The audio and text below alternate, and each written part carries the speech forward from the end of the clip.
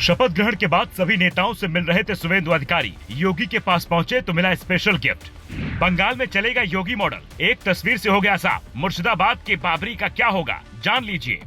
ये तस्वीरें हैं सुवेंदु अधिकारी के शपथ ग्रहण की, जहां राज्यपाल RN रवि ने सुवेंदु अधिकारी को नए सीएम पद की शपथ दिलाई। उसके बाद वो सभी लोगों से मुलाकात करने पहुंचते हैं तो सीएम योगी आदित्यनाथ तुरंत अपना गमछा सुवेंदु के गले में डाल दिया और सुवेंदु भी उसे सहर्ष स्वीकार कर आगे बढ़ जाते हैं। अब योगी ने ये गमछा क्यों दिया? अब तक वो इतने शपथ ग्रहण और कार्यक्रम में गए लेकिन किसी को भी योगी ने अपना गमछा नहीं दिया, फिर सुवेंदु अधिकारी को ही क्यों? ये समझना बेहद दिलचस्प है।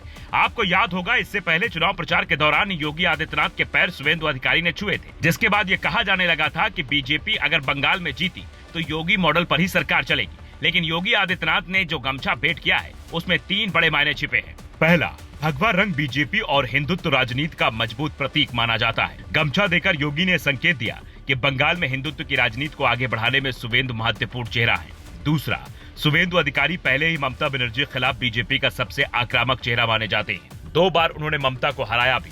ऐसे में योगी की तरफ से सुवेंदु को ये तोहफा हो सकता है। तीसरा, योगी की छवि सख्त हिंदुत्व और प्रशासनिक शैली से जुड़ी है। भगवा गमछा एक तरह का यह संकेत भी हो सकता है कि बंगाल में भाजपा उसी वैचारिक मॉडल को मजबूत करना चाहती है।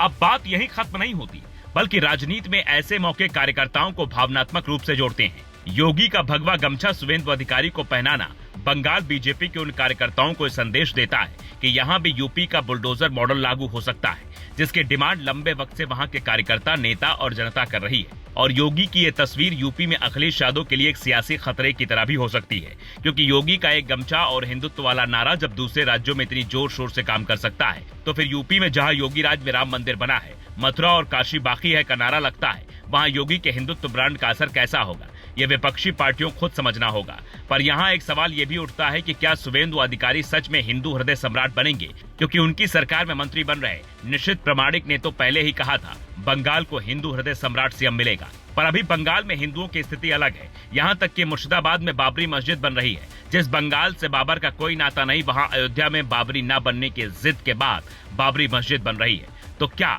सुवेंदु अधिकारी की सरकार इस पर कोई एक्शन लेगी?